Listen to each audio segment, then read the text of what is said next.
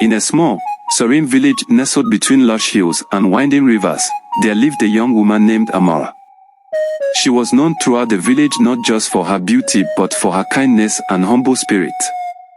Amaka worked as a maid in the household of Chief Obi, one of the wealthiest men in the village.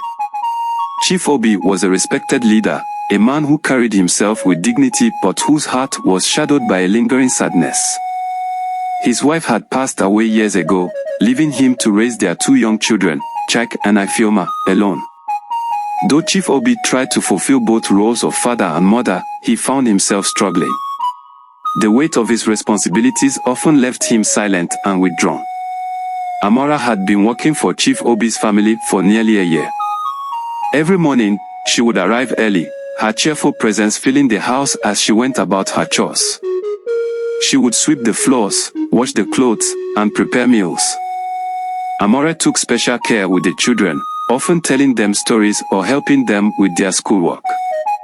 She treated them with warmth, as if they were her own siblings, and they adored her. Despite her cheerful demeanor, Amaka noticed the sadness in Chief Obi's eyes. She often saw him sitting alone in the courtyard, his gaze distant. Amaka couldn't help but feel a sense of compassion for him. She wondered if there was something she could do to lift his spirits. One morning, after Amaka had finished making breakfast, she decided to take a small step. She found a piece of paper and wrote a simple note: "Every day is a new beginning, and there is always something beautiful to see." She carefully folded the note and placed it by Chief Obi's plate, hoping it might bring a small smile to his face. When Chief Obi came to the table that morning, he noticed the note and paused. He read the words, and for a brief moment, a flicker of something close to happiness passed over his face. He looked around, and though he didn't see Amaka nearby, he guessed it was her doing. He tucked the note into his pocket and sat down to eat, feeling a rare warmth in his heart. In the days that followed, Amaka continued her small gestures.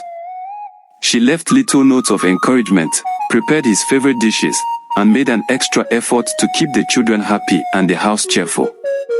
Chief Obi began to look forward to these tiny surprises, though he remained reserved.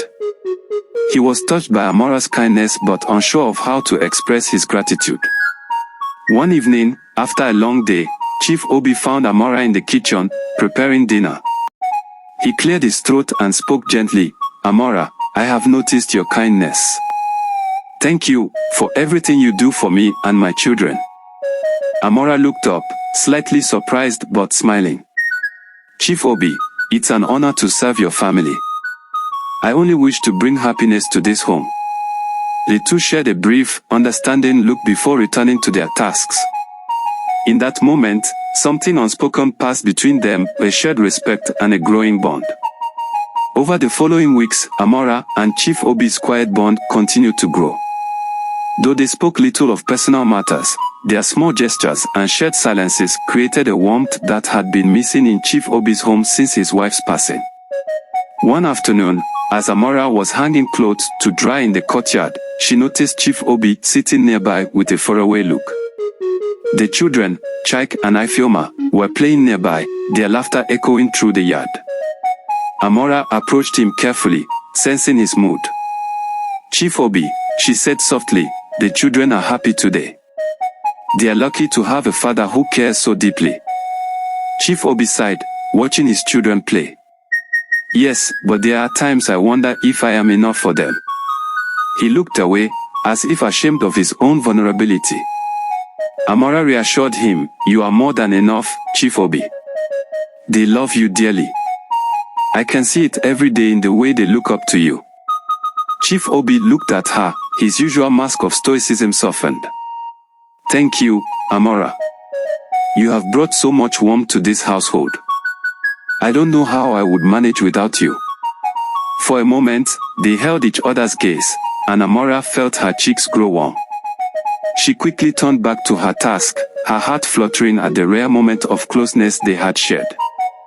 From that day on, Chief Obi found himself looking forward to these small exchanges, appreciating Amaka's presence more than he had ever admitted, even to himself.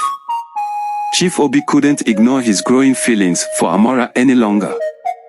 He tried to suppress them, thinking it was improper, but each day her kindness, warmth, and quiet strength drew him closer. He knew he had to be honest, to express the emotions he'd kept hidden for so long.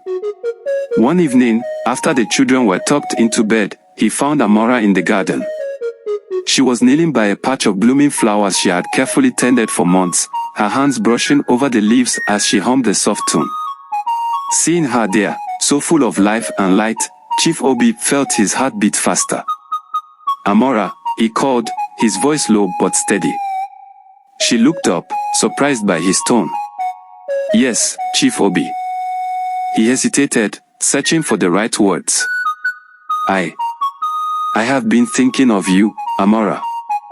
Of how you came into our lives when we needed someone most and gave us so much. You have been more than just a helper in this house. You have brought peace and joy back to our home." Amara felt her heart flutter. She had often caught herself thinking of Chief Obi too, but she had dismissed her feelings, believing they would be improper. Now, standing there under the quiet evening sky, she felt a mixture of excitement and disbelief. "Chief Obi," she whispered, trying to hold back tears, "I only wanted to bring happiness to your family. You have all become so dear to me."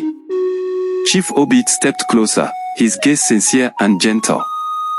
"Amara, I never thought I could feel this way again. I had accepted my life as it was. But with you, I feel alive. I feel hope again. And I wish that you could be part of this family, as my wife." Amara's hands trembled, and she pressed them together, searching his face to see if he truly meant it. She was overwhelmed by his words, feeling a warmth in her chest that made her want to cry with happiness. "Chief Obi, I never thought this would be possible. I care for you deeply, too." But she hesitated, fear creeping in. "What will people think? You are the village chief, and I am only a maid."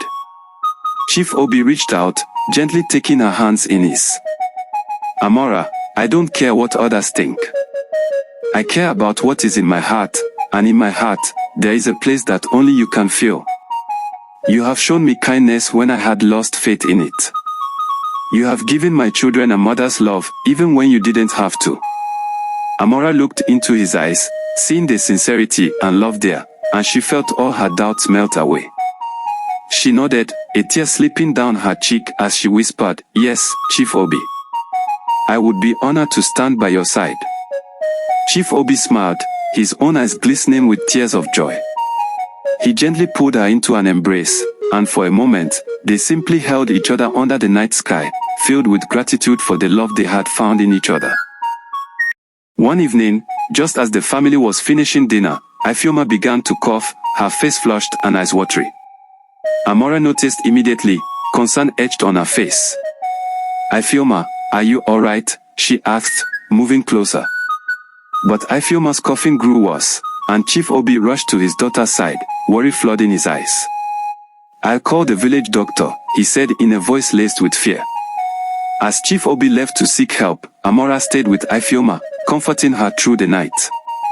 She held Ifeoma's hand, sang gentle lullabies, and used a damp cloth to cool her forehead. By the time the doctor arrived, Amara had already done everything she could to soothe the little girl. The doctor examined Ifeoma carefully and turned to Chief Obi and Amara with a reassuring smile. "It's just a fever, nothing serious. With care, she'll recover soon." Relieved, Chief Obi looked at Amara, gratitude filling his gaze. "Thank you, Amara. You cared for her as if she were your own." Amara smiled softly, feeling a sense of fulfillment she couldn't quite explain. "They're like family to me, Chief Obi." That night, as Chief Obi sat by Ifeoma's bed, he thought about how much Amara had become a part of their lives. Her selflessness and care for his children had touched a place in his heart that he thought was closed forever. The following days brought Chief Obi and Amara even closer. They spent more time together, sharing stories and laughter as they walked around the house. Chief Obi found himself smiling more, and he could sense that Amara's kindness and lightness were slowly helping to heal his long-standing sadness. One evening, as they were putting the children to bed, Chief Obi spoke quietly to Amara. It's strange. I never thought I could find happiness again. But somehow, with you here, I feel at peace. Amara looked at him, her eyes gentle. You deserve happiness, Chief Obi. And I believe your children do too. For the first time in years, Chief Obi allowed himself to hope for something new. He realized that his feelings for Amara had grown beyond gratitude. But he was uncertain. Amara was his maid, and though she was beloved by his children, he worried about the perceptions of the village and the challenges they might face. News of Chief Obi's decision to marry Amara spread quickly through the village, and with it came a storm of gossip. Many people were surprised, some were supportive, while others questioned the wisdom of a chief marrying a maid. Voices rose in the market squares, and whispers filled the village paths as people wondered why Chief Obi, a man of high status, would choose someone of Amara's humble background. Some villagers spoke kindly of Amara. They recalled her generosity and kindness and remembered how she had cared for Chief Obi's children as if they were her own. They said, she is as gentle as the river, as strong as the hills. Who better to be by our chief's side than a woman with such a heart? Others, however, were critical. She's only a maid, they would say. What can she bring to the chief's life? He deserves someone of his own rank, not a woman who spends her days scrubbing floors. Amara and Chief Obi were well aware of the mixed reactions, and though it stung, they resolved to stand firm. Chief Obi held his head high, treating Amara with the same respect and admiration in public as he did in private. He spoke kindly of her, often telling those close to him how much she had done for his family, how her presence had lifted them out of darkness and filled their lives with light. One day, an elder approached Chief Obi in the town square and, with a serious expression, asked, Chief Obi, do you truly believe that a maid is worthy of standing beside you as your wife? Chief Obi answered with dignity and strength, I believe that a person's worth is measured by their heart, not by their title. Amara has shown me kindness, loyalty, and love beyond what any title could offer. She has been a mother to my children and a comfort to my soul. I am proud to call her my wife. Gradually, the villagers began to soften. They saw how Amara treated everyone she met with warmth and respect, regardless of their own status or background. They watched how she continued to work alongside the other women in the village, how she tended to her family and even reached out to those in need. Over time, her humility and goodness won their respect, and the doubts about her faded. Amara and Chief Obi's marriage soon became a symbol of unity and love in the village. Villagers spoke of their relationship as one founded on true character and compassion, a bond that surpassed social expectations. Children in the village grew up hearing stories about the chief who married a kind maid, and the tale inspired many to believe that love could indeed conquer all.